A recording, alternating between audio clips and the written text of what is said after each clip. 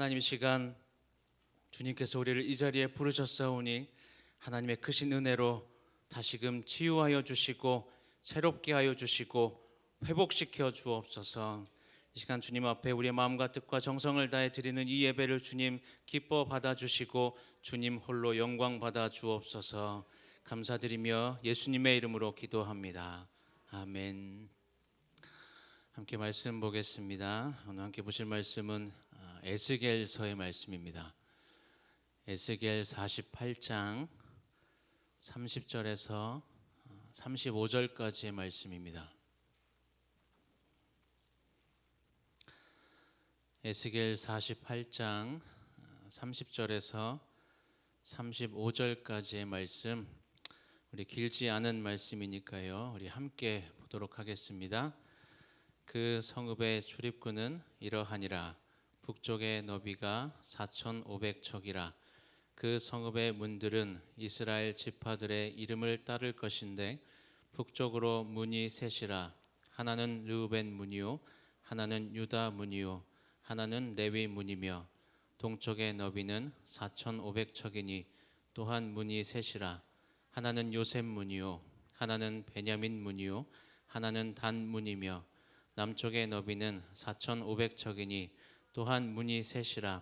하나는 시므온 문이요, 하나는 이사갈 문이요, 하나는 스불론 문이며 서쪽도 4,500척이니 또한 문이 셋이라.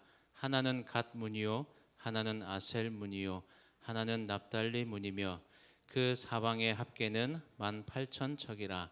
그날 후로는 그 성읍의 이름을 여호와 삼마라 하리라. 아멘. 여러분, 우리가 하나님을 믿는다고 고백하면서도 사실 우리가 믿는 하나님에 대해서 잘 모르고 살아갈 때가 있습니다.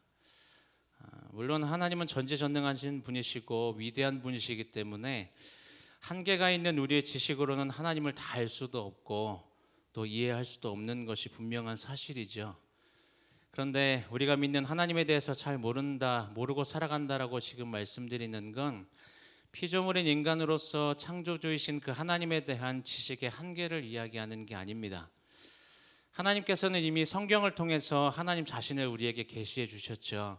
인간이 이해할 수 있는 그 지식으로 우리의 지식으로 이해할 수 있는 정도의 하나님을 이미 성경에 기록해 놓으셨습니다.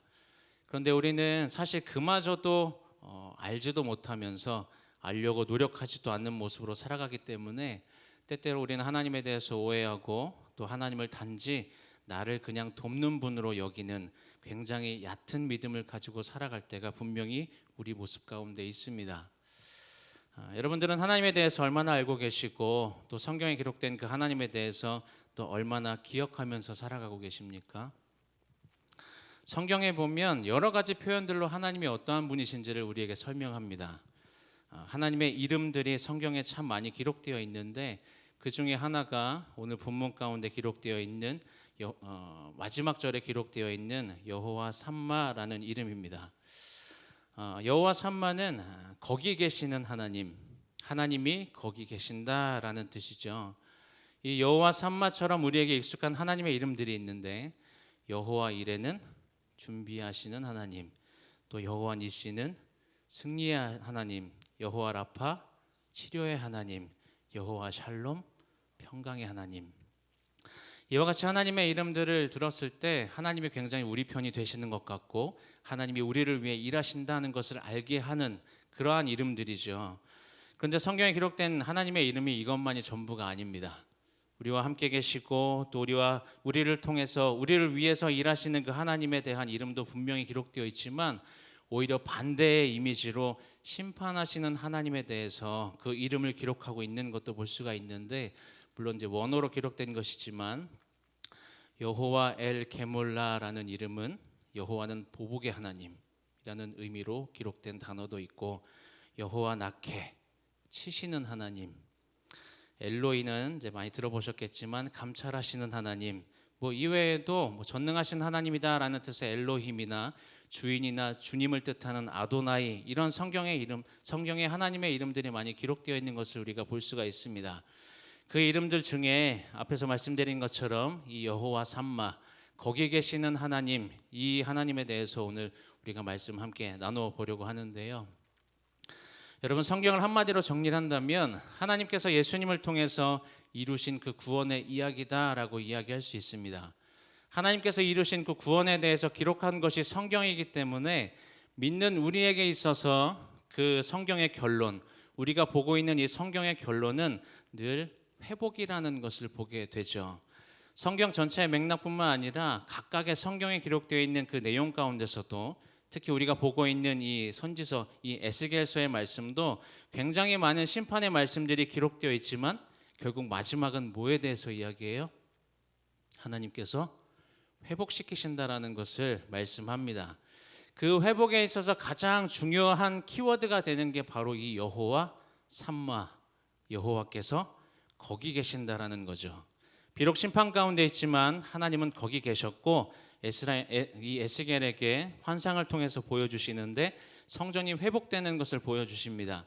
하나님께서 예루살렘 성전에 임재하시고 그 성전에서 생수가 흘러나오는데 그 생수가 강을 이루고 사해로 흘러가는 환상을 보게 됩니다. 사실 실제로 보면 이 예루살렘 성에서 사해로 흘러가는 그 강 주변은 원래 다 광야입니다. 근데 그 광야에 열매를 맺는 나무가 자라는 환상을 보게 하신 거죠. 사실 지금 에스겔뿐만 아니라 지금 이스라엘 백성들은 포로였습니다. 포로로 잡혀 있는 상황이었고 나라를 잃은 상황이었죠. 한마디로 이스라엘 백성들에게는 아무런 희망도 없는 상황이었습니다. 그런데 고국으로 돌아가고 성전이 회복될 것을 보여주시는 것이 바로 이 에스겔서의 결론인데, 그렇게 이스라엘이 회복될 수 있는 가장 중요한 이유로 마지막을 정리하면서 쓰고 있는 그 단어가 여호와 삼마라는 것이죠. 여러분, 이전에 이스라엘 백성들은 하나님에 대해서 착각하며 살았습니다. 무슨 착각을 하면서 살았어요? 하나님이 예루살렘 성전 안에만 계신다고 생각했었던 사람들이죠. 하나님은 언제 어디서나 자유로우신 분이신데 이스라엘 백성들은 하나님이 마치 성전에 갇혀 있는 분으로 의식하며 살아가고 있었다라는 것입니다. 여러분, 이제 우리가 코로나라는 단어를 들으면 이젠 좀 어색하지 않으십니까? 언제 그런 일이 있었다는 듯이 사실 찾아보니까 저도 언제인지 정확하게 기억이 안 나서 찾아보니까 이 코로나에 대해서 엔데믹이다라고 선언한 게 사실 한 반년 정도밖에 안 됐더라고요. 근데 이 시간들이 굉장히 우리에게는 빨리 지나간 것 같고 이제는 그 단어가 별로 우리에게 의미가 없는 단어들이 돼서 살아가고 있는데, 그렇게 코로나가 별로 크게 우리 삶에 영향을 끼치지 않는 삶을 우리가 살아가고 있지만, 그러나 우리가 코로나를 지나면서 코로나를 통해서 특별히 우리의 신앙의 영역에 있어서 고민했었던 것들이 있었죠. 그 부분들에 대해서는 우리가 쉽게 잊지 말아야 하는 것들이 있었습니다. 여러분, 그 시기를 지나면서 많은 교회들이 또 많은 그리스도인들이 다시금 돌아보면서 자신의 삶을 돌아보면서 고민했던 부분들 중에 하나가 무엇이었냐면 바로 지금 이 이스라엘 백성들의 모습과 같은 모습이었습니다. 주일에만 그리고 교회에서만 그리스도인으로 살아가고 있진 않는지, 어디서나 계신 언제나 계신 그 하나님을 마치 교회 안에만 계신 분처럼 여기면서 세상 속에서 일주일 동안 살아갈 때 전혀 하나님을 의식하지 않고 살아가다가 주일에만 하나님 앞에서 예배하는 것처럼 살아왔던 그러한 모습, 내 삶 속에서 진정한 예배자로 내가 진짜 그리스도인으로 살아가고 있었는지를 다시금 돌아보게 하는 시간들이었죠. 그래서 삶이 예배가 되고 예배가 삶이 되는 그러한 삶을 우리가 소망하고 또 고백했던 그런 우리의 말과는 전혀 다른 모습으로 살아갔던 우리 자신의 모습을 깨닫게 했던 시간들이었습니다. 또 하나님께서 우리와 항상 함께 계신다는 그 엄청난 고백을 우리는 주로 우리가 어려움 가운데 있거나 고난 가운데 있을 때, 그럴 때 고백하면서 오히려 평안함 가운데 있을 때는 하나님이 함께 계신다는 사실을 전혀 의식하지 않고 살았던 모습을 돌아보게 했던 그때가 바로 이 코로나를 지나면서 우리가 생각해 봤던 부분들이었습니다. 여러분, 우리가 하나님 앞에서 고백했던 신앙과 이 신앙이 이 말과 행동과 다를 때 나타나는 현상이 바로 우리 안에 자연스럽게 불만 섞인 질문들이 생긴다는 거죠. 우리의 신앙이 말과 행동과 다를 때, 하나님 왜 이런 상황 가운데 나를 두고 계십니까? 하나님 도대체 왜라는 질문을 계속하게 되고, 하나님 도대체 어디 계십니까? 하나님 지금 보면 이 상황이 정말 아닌 것 같은데 왜 아무런 일도 안 하시는 것 같고 왜 응답하지 않으십니까? 라는 질문이 우리 안에 자연스럽게 생긴다라는 거죠. 모든 상황 속에 하나님께서 함께 계신다는 사실을 우리가 기억하면서 또 내 모든 삶이 하나님의 그 계획하심 속에 있고, 그래서 지금 이 순간도 하나님께서 신실하게 일하고 계신다라는 사실을 우리가 고백하면서도 그러한 우리의 믿음과 믿음의 그 고백과 살아가는 우리의 삶이 일치하지 않으면 누구나 다 우리의 속에는 그러한 질문들이 생기게 된다라는 거예요. 우리가 잘 아는 다윗 있죠. 다윗이 시편에 기록한 그 말씀들을 보면 특히 사울을 피해서 도망 다녔던 그 광야에서의 삶을 살아갈 때 굉장히 이런 질문들을 많이 하는 것처럼 보여집니다.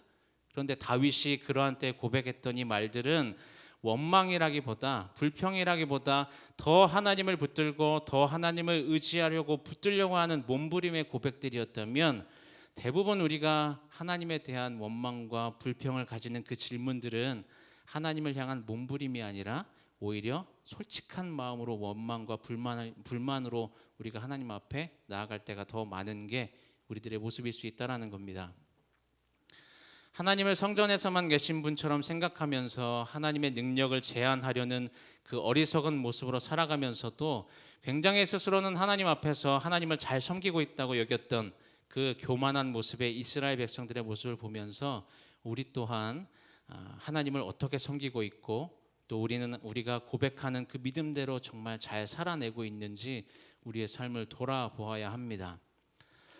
이스라엘 백성들이 바벨론으로 끌려가서 이 70년이라는 시간 동안 포로 생활을 했죠. 그 포로 생활을 하다가 그들이 다시금 회복되어서 돌아올 때의 심정이 어떠했는가 보면 시편 116편 1절에 이런 말씀이 기록되어 있어요. 우리 같이 한번 읽어볼까요?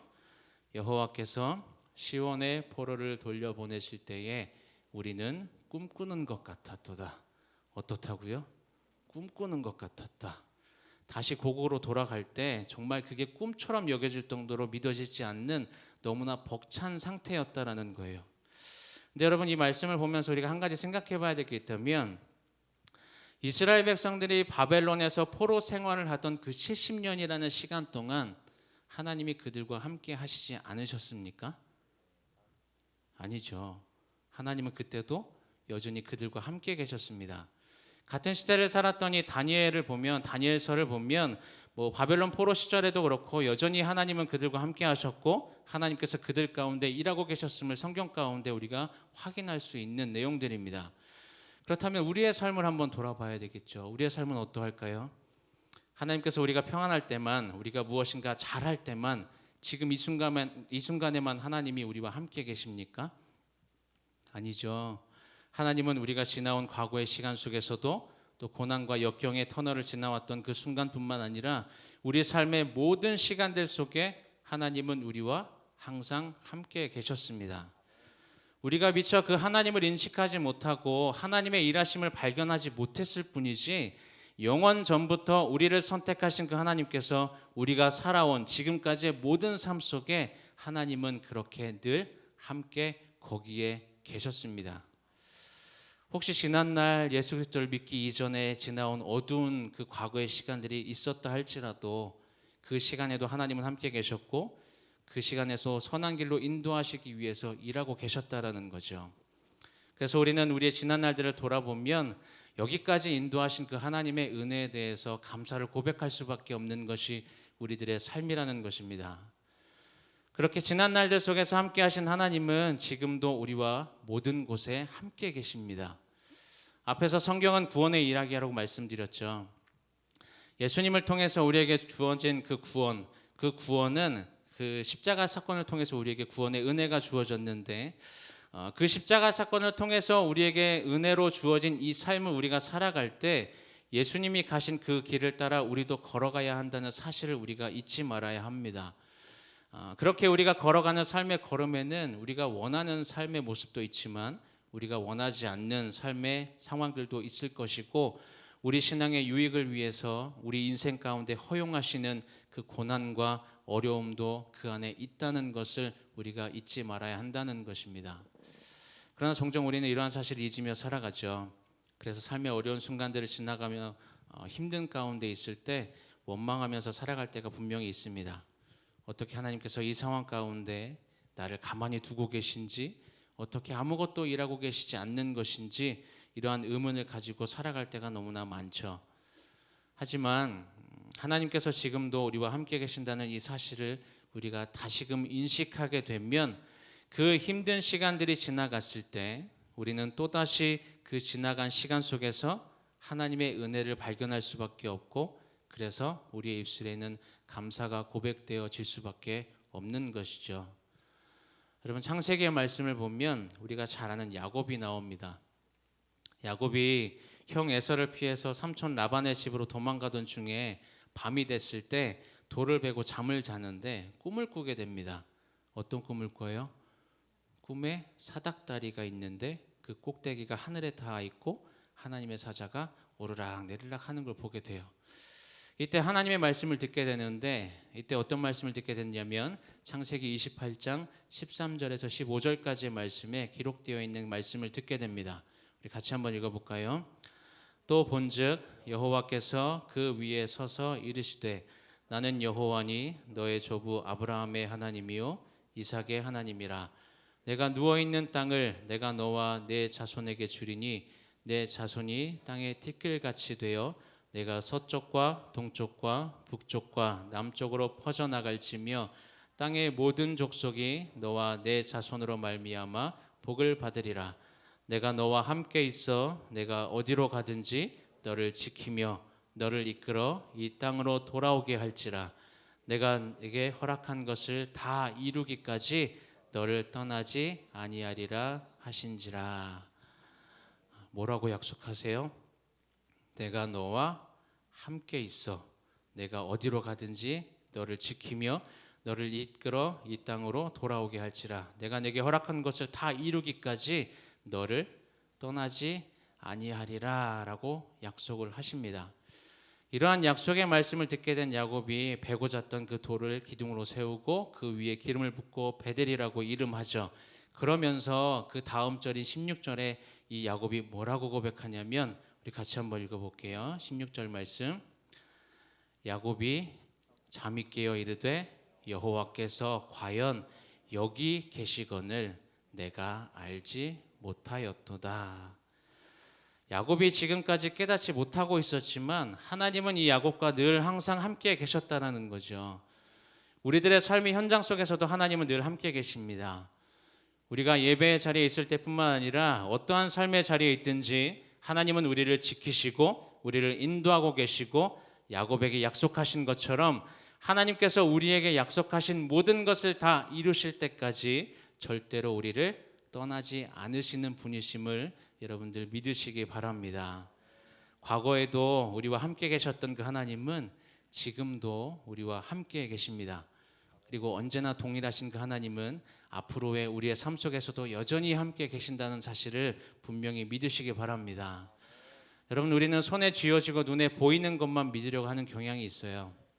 그래서 보이는 이 세상이 더 확실해 보이기 때문에 세상에 초점을 맞추고 세상의 목표를 두고 살아갈 때가 많이 있습니다. 그러나 보이지 않는 하나님께서 우리의 보이지 않는 그 미래에도 함께 하실 것을 우리가 확신하는 것이 바로 믿음인 것이고, 그러한 믿음을 가지고 우리가 처한 상황이 어떠하든지 오늘 우리에게 주어진 그 삶의 걸음을 한 걸음씩 한 걸음씩 내디디며 살아가야 하는 것이 믿는 우리들의 삶의 모습이라는 것도 잊지 마시기 바랍니다. 그것이 바로 여호와 삼마, 거기 계시는 하나님, 과거에도 함께 하셨고 현재에도 함께 하시고 미래에도 나와 항상 함께 하실 그 하나님을 온전히 믿는 모습인 것입니다. 그렇게 살아갈 때 우리는 매 순간 하나님의 은혜를 경험할 수밖에 없죠.